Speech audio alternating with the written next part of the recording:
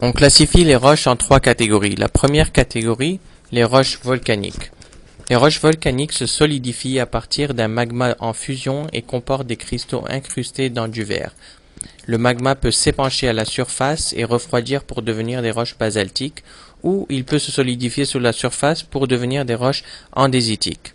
L'andésite, le basalte,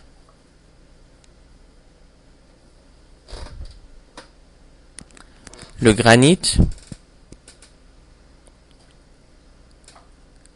l'obsidienne, l'olivine et finalement le quartz.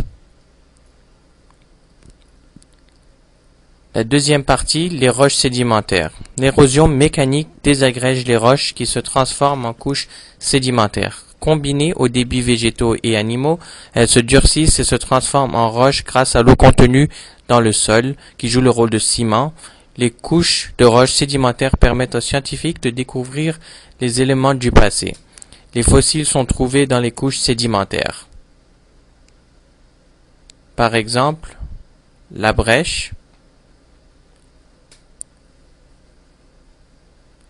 la coquillière, la craie, le grès et finalement le gypse. Et maintenant la troisième et dernière partie, les roches métamorphiques. Les mouvements de la croûte terrestre entraînent des roches volcaniques et sédimentaires à des kilomètres de profondeur, où elles se transforment sous l'effet de température et pression intense. C'est parce qu'elles changent d'aspect qu'on les appelle roches métamorphiques. Et voici quelques exemples de roches métamorphiques. L'ardoise,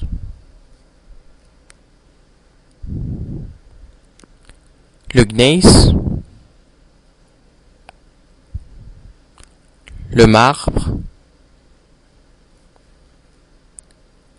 et finalement le schiste.